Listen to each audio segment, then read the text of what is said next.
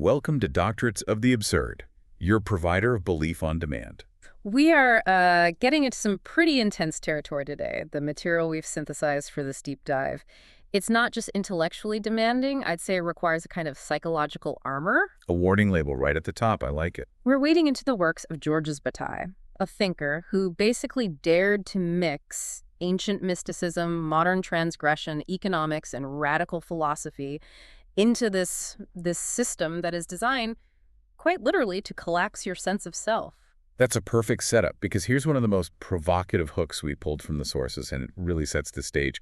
The moment you achieve absolute intellectual certainty, according to Bataille, you transform yourself into a pathetic, modern object, a mere shovel handle. Shovel handle. Le manche de dépelle. That term is his ultimate insult. It's just scathing. And it's aimed squarely at who? At the rational, functional, modern person. It means you've let yourself become a tool, nothing more than an object of utility. So the man we're talking about is Georges Bataille. He died in 1962, and his own life was just a bundle of contradictions. Absolutely. He started out as a devout young man, studying medieval history, maybe even thinking about becoming a priest. And he ended up as a self-proclaimed atheologian, writing some of the most obscure and, frankly, transgressive literature of the 20th century. But that obscurity didn't last. His works, which were often published anonymously or in these tiny print runs during his life, they now form the intellectual bedrock for French post-structuralism. Influencing huge names, right? Giants, Michel Foucault, Jacques Derrida, Maurice Blanchot. They all owe a massive debt to Bataille. So our mission today is to really follow the arc of his core philosophical project, the one he called Inner Experience, or l'Expérience intérieure. It's a philosophy built not on creating something, but on, well, contradiction and self-annihilation. So let's just lay out the drama of it right away. What's the existential itch that Bataille is trying to scratch here? I think the itch is that universal desire for an authentic life, a life that isn't subordinate to something else. He calls it sovereignty. Okay. And the tension is, how do you live a truly free, fully human life when everything, society, language, reason itself, demands that you be useful, that you have a purpose, that you fit into a neat category? So all these systems we build are essentially just taming the chaos of real existence. Exactly.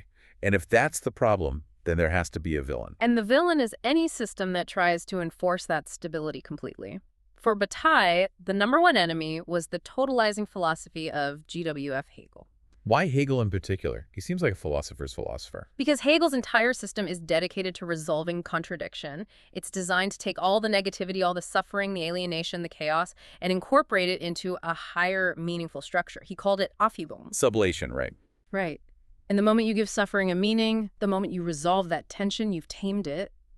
Bataille believed that chaos has to remain wild. It has to be useless if we're ever going to touch what's real. So the stakes here aren't just about arguing philosophy, they're existential.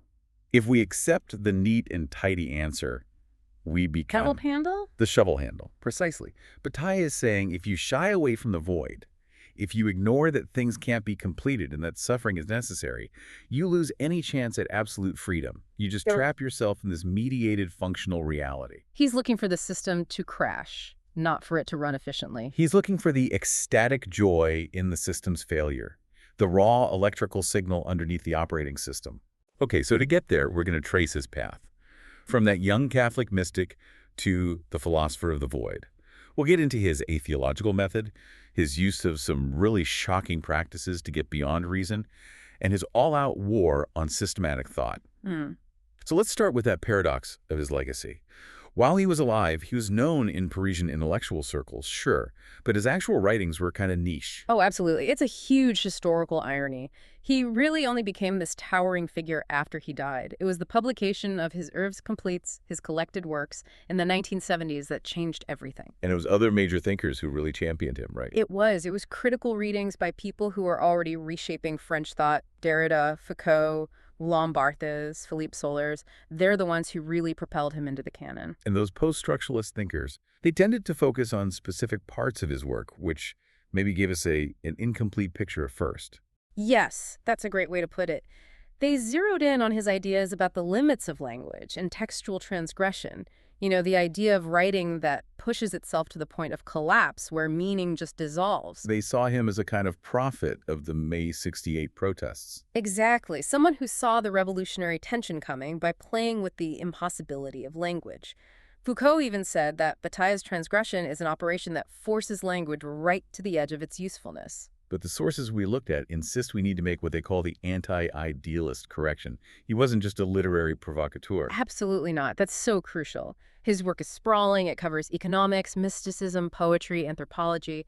But it's all held together by this fiercely anti-idealist philosophy. He refused to let existence be reduced to just mental concepts or neat ideas. It was about real, lived problems. Deeply conceptual, yes, but rooted in the problems of existence, not just word games. And that rigor is exactly what led to his famous feud with the one group you'd think he'd be friends with, the Surrealists. The break with André Breton. That seems like a key moment. It's essential. By the 1930s, Bataille saw the Surrealists as utopian, almost antique. He thought they were looking for a tame kind of unity. What do you mean by that? Well, Breton was chasing the Hegelian absolute. He literally defined the Surrealist goal as reaching a point in the mind from where life and death cease to be perceived contradictorily. So Breton wanted a reconciliation, a higher, unified reality where the conflict disappears. A classic artistic Aufhebung. And as we've said, that is philosophical poison to Bataille. He was much more influenced by Gnostic dualism, this idea of radical heterogeneity. Meaning He stressed the absolute, unbridgeable gap between opposites, the sacred and the profane, good and evil. He saw Breton's quest as just an intellectual cop-out, a retreat from the actual terror and chaos of the world. So he accused Breton of making poetry safe. Yes. He said Breton turned transgressive poetry into a fetish, which just leads to a preserved, successful poem. For Bataille, the only real breakthrough happens in failure. In the moment, language collapses. So if the Surrealists were his enemies on the artistic side, he had enemies on the philosophical side too. Which brings us to Jean-Paul Sartre. The attack from Sartre was brutal. It was published in 1941, titled Un Nouveau Mystique, A New Mystic. And the timing is important here, isn't it? Extremely. This is during the German occupation of France. Bataille is intensely focused on his inward spiritual work, inner experience, and Sartre is all about political commitment. Action. So Sartre saw Bataille's focus as a kind of retreat from the real world. He condemned it as quietism, maybe even a form of collusion. He was demanding pragmatic political action. And here was Bataille, meditating on the void. But what was the philosophical charge? Beyond the politics. Sartre accused Bataille of just mourning for God and replacing God with a kind of self-conscious idea of absence. For Sartre, it was all an ironic negation, a self-aware loss of self. And in Hegelian terms, that's just another step in the process. Exactly. The Hegelian logic is if you are aware that you are annihilating yourself, that awareness is a new, higher form of consciousness. You haven't escaped the system at all. So you think you're destroying the self, but you're actually just creating a more self-aware self. You've just sublated the negation. You got it. You don't achieve true annihilation. You just get a self-aware, ironic self-loss that becomes part of a richer consciousness. It's a brilliant critique because it engages with Bataille on his own terms and questions whether what he's trying to do is even possible. Okay, that sets the stage perfectly for his actual project, which he called Atheology.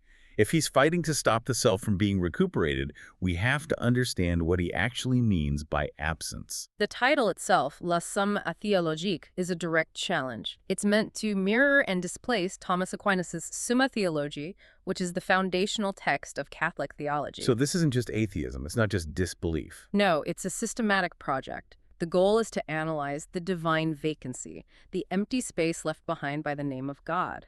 In traditional theology, God is what guarantees stable truth, and maybe more importantly, God is what guarantees the personal self, the moi personnel. So if your philosophy is built around that divine vacancy, the person having the experience has to become vacant too. Precisely. Atheology demands the vacancy of the self in a consciousness that experiences its own non-existence. And this is where we have to be really clear. His use of absence, void, and nothingness has to be taken literally. Okay, let's drill down on that. How is this different from, say, a mystic like Meister Eckhart? He also talked about God as a kind of absence or void. That's a fantastic question. With Eckhart, the idea that God is absence still functions inside a known Christian framework. The absence is still a container for the divine. It leads to a higher spiritual union with a transcendent God. But for Bataille, For Bataille, the absence is imminent. It's here and now, and it's final. He is demanding the literal annihilation of the self. When you reach the void, you don't find a higher God waiting. You become the void. The system has to actually collapse into itself. Which leads us to the core paradox of inner experience. If the goal is to think beyond language, how do you write a book about it? How can you meet literal absence directly? He knew it was a paradox. He said the first principle of inner experience is genuine silence. Le vrai silence a lieu dans l'absence des mots. True silence takes place in the absence of words. So the project is inherently self-contradictory. His writing is an assertion of pure negativity that actively fights against being analyzed. It's a philosophy that's designed to break the tools you try to use on it. Yes. The writer Marguerite Duras had a great metaphor for this. The bullfight. The bullfight. She said that confronting Bataille's writing is like confronting the bull affronter Sotoro. Critics live with this illusion that one day they'll be able to really talk about Bataille, but they die without ever daring to actually face that bull. Wow. So you can't stand outside it and analyze it safely. You have to step into the ring. You have to. And if the goal is to get to this state beyond language and categories, the result isn't knowledge as we usually think of it. Which brings us to his concept of non-savoir. Non-knowledge. It's what happens when you push reason and intellect past their limit. I mean, think about it. Knowledge is useful, right? It helps us take action, build things, survive. It helps us make the shovel handle. Exactly. But when your focus shifts from utility to exploring the very possibility of being, the limits of existence, knowledge starts to dissolve. The blind spot of understanding just absorbs it. Bataille had this beautiful line. It is no longer the spot that is lost in knowledge, but knowledge that is lost in the spot. The whole thing flips. So how do you get to this state? Is it just deep thinking? It's philosophical, but he says it's achieved in a trance. This trance state is designed to fuse together all the things that our rational minds have to separate, like God and his passion, or the intellectual and the emotional. So the rational framework just burns away? It burns away, and all that's left is the raw, irreducible experience. It's a system designed to become a philosophical black hole. It consumes the very knowledge that tries to define it. And for Bataille, that failure is the success. The collapse is the moment of sovereignty.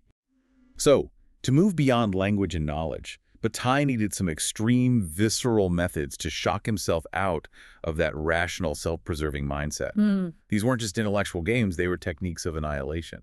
Right. I mean, he was already steeped in the language of suffering from his Catholic youth, reading about the mortification of the flesh and so on.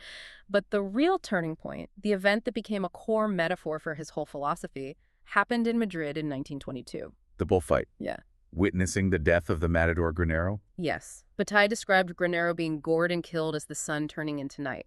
It was a literal psychological reversal for him.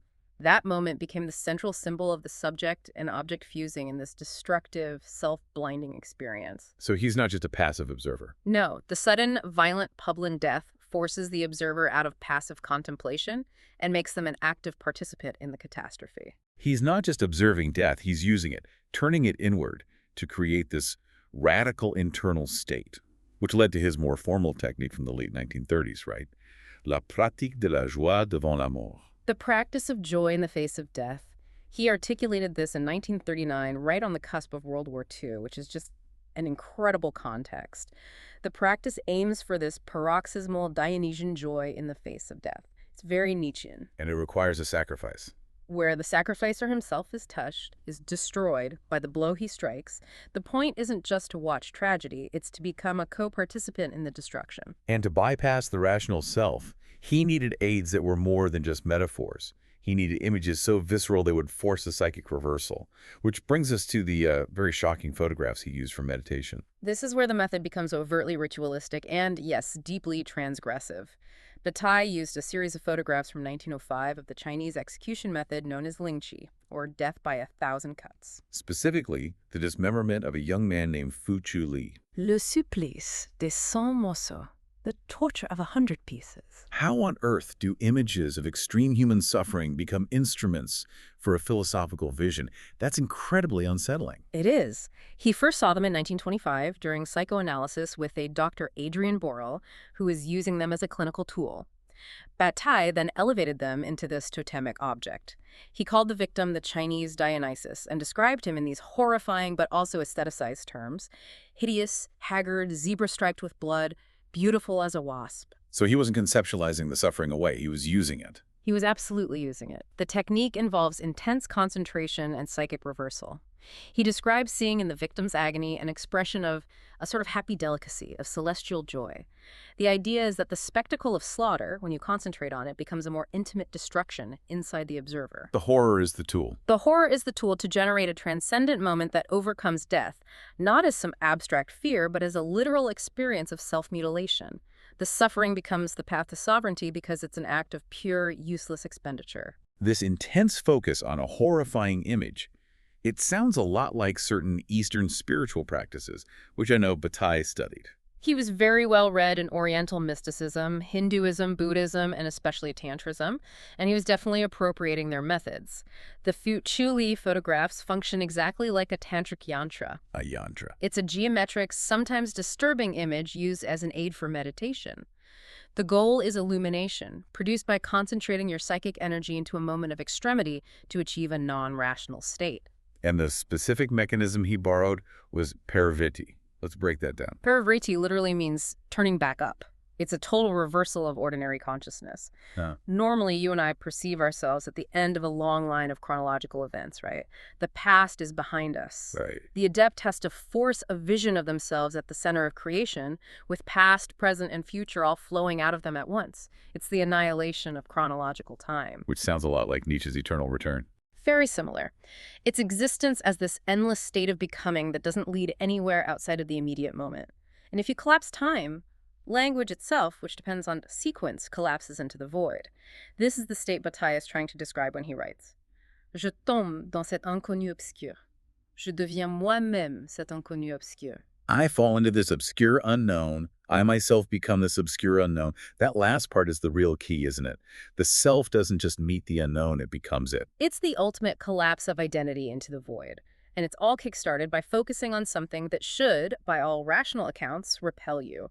The physical shock is the catalyst for the philosophical annihilation of the subject. Okay, that's a critical transition. These extreme shock tactics weren't just random acts of transgression. They were a deliberate strategy aimed at blowing apart the rational framework built by thinkers like Hegel. The whole drama of Bataille's work is this intellectual combat. And his strategy was massively shaped by the lectures of Alexandre Kojève in Paris between 1933 and 1939. All right, Kojève's lectures on Hegel were legendary. They basically redefined Hegel for an entire generation of French intellectuals. Everyone was there. Lacan, Merleau-Ponty. Kojève presented this intense, almost violent version of Hegel. He emphasized the themes that had been kind of smoothed over before: death, desire, alienation, and the crucial role of sovereignty and sacrifice. And Bataille took that vocabulary. He took that powerful vocabulary, negativity, sovereignty, sacrifice, and used it to reintroduce Hegel into French thought. But with the explicit goal of dismantling Hegel's final conclusion. Exactly. He wanted to avoid the closure of the Hegelian system. Bataille felt that Hegel had gone to the edge, he'd looked into the abyss, but then he got scared and built this massive, comprehensive philosophical system as an escape route.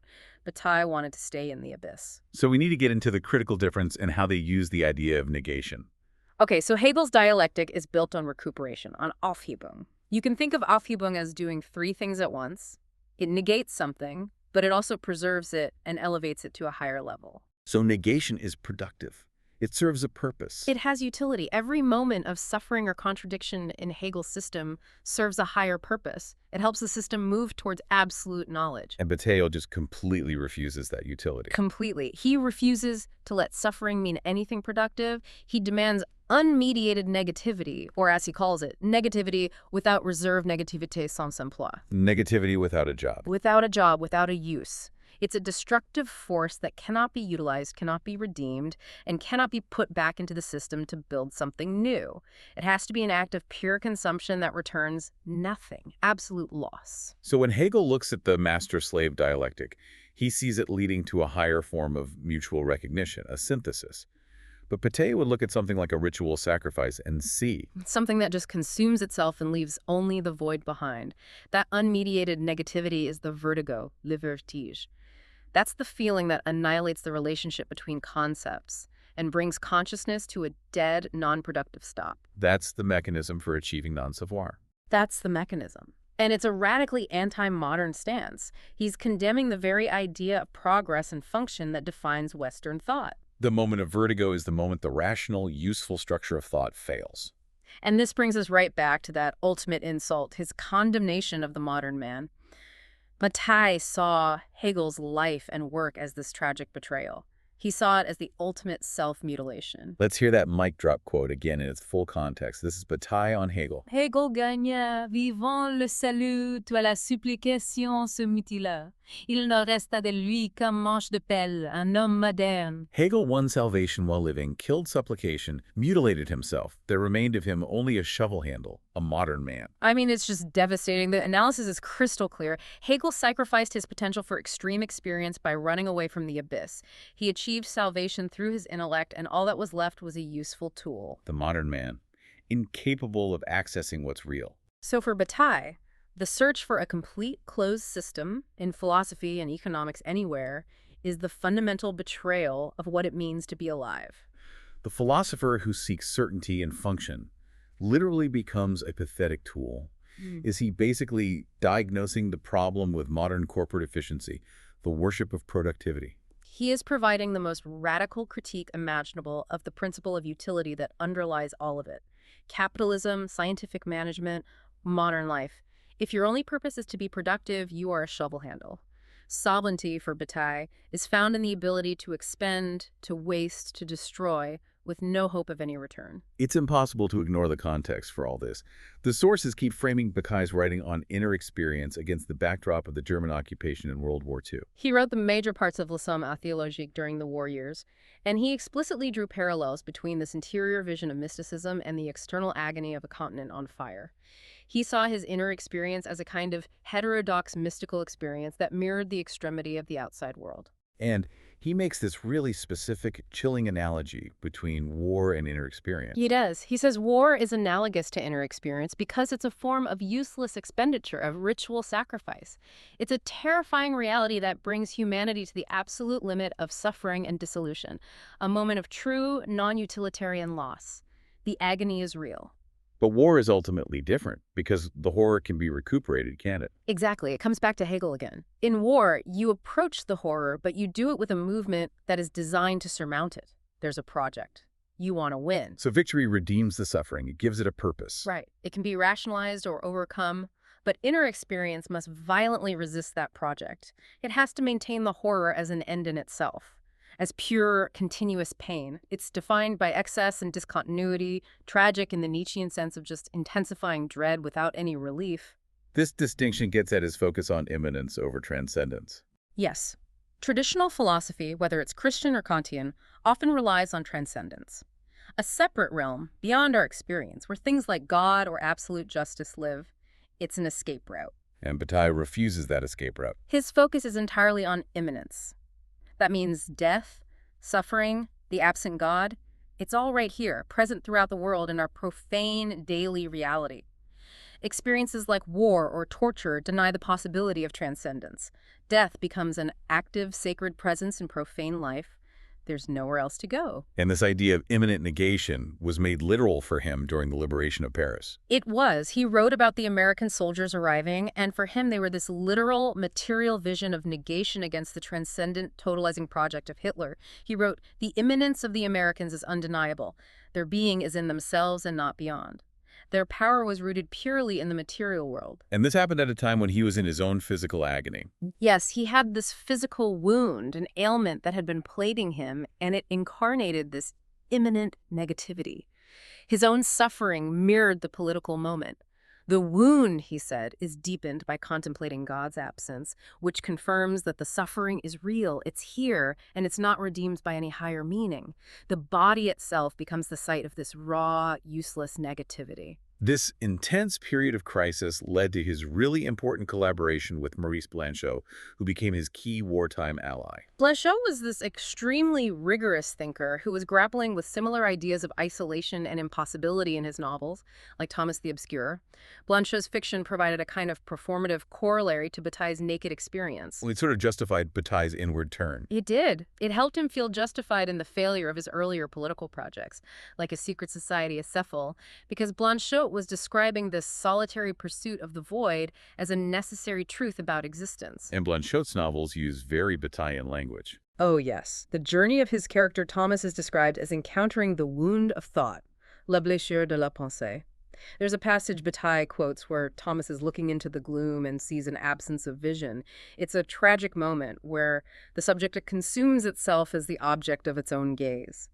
The void emerges from a wound in thought that paralyzes thought itself. So if thought wounds itself by looking into the void, what does that mean for communication? For language? For both Bataille and Blanchot, the ultimate poetic necessity is silence. Inner experience is a form of aphasia. Language just collapses into the void because it can't describe the annihilation of the self. The participant is forced to claim that annihilation as the central focus of their being. It's the final refusal of utility. The refusal to organize the collapse into a neat sentence. It's the dissolution of the self raised to the highest level of self-reflection. It becomes a literal communion with the void. As Foucault said, Bataille's philosophical language exists in the space of the turned or inverted eye. The void where it's poured out and lost, but it never stops speaking. Not seeing becomes the only way to apprehend the cause of vision. Okay, this has been a journey through some radical and, frankly, unsettling territory. Yeah. Let's try to recap the core philosophical logic of Bataille's project. The central movement is one of violent destruction. Bataille uses transgression, sacrifice, the literal consumption of horror all to break the rational Hegelian machine.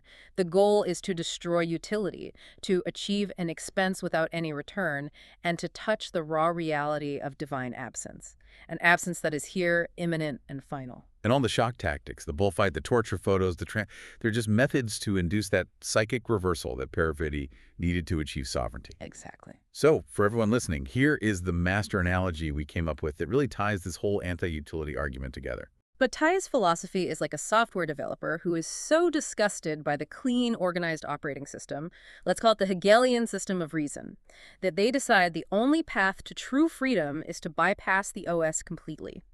They're trying to directly access the raw, chaotic electrical signals, the core dump of the hardware itself, and they find ecstatic joy and sovereignty not in the machine's efficient function, but in its complete system-crashing failure. I think that really helps make the stakes concrete for our world today. Okay, let's quickly run through the key concepts we've unpacked. We dissected inner experience. That's the attempt to meet literal absence directly, leading to self-annihilation. It's achieved through intense practice and psychic reversal, and its true end is silence. We defined atheology. Not simple disbelief, but a systematic project focused on the literal vacancy of God, which in turn demands the vacancy of the self. We explored transgression. For Bataille, this isn't a metaphor. It's a real, non-recuperable act of violence or excess that opens a way into the wound of thought and ensures negativity remains without a use. And finally, non-savoir, or non-knowledge. This is what you get when you push reason to its limit, and knowledge collapses into the blind spot, uniting all contradictions in a trance. And the whole system runs on the fuel of negativity without reserve, a destructive force that can never be used, redeemed, or put to work. Which brings us right back to the ultimate condemnation of the rational man. Indeed. The man who flees the extreme to build a perfect system achieves a kind of salvation, but he leaves behind only a shovel handle. Bataille's entire life and work was an absolute refusal to pick up that shovel and join the world of mere function. So here is the final provocative thought for you to take with you, something to mull over that builds on Bataille's radical project. Bataille deliberately embraced useless expenditure and failure in a world that is driven entirely by utility, productivity, and accumulation, a world that only understands value as something that provides a return. So if we define freedom or sovereignty as the ability to destroy without purpose, then does Bataille's atheological method, built on non-utility and the collapse of the self, represent the only true, radical critique of our contemporary economy and our rational lives? We invite you to explore that question of expense without return. Keep wrestling with the absurd. We'll see you on the next deep dive.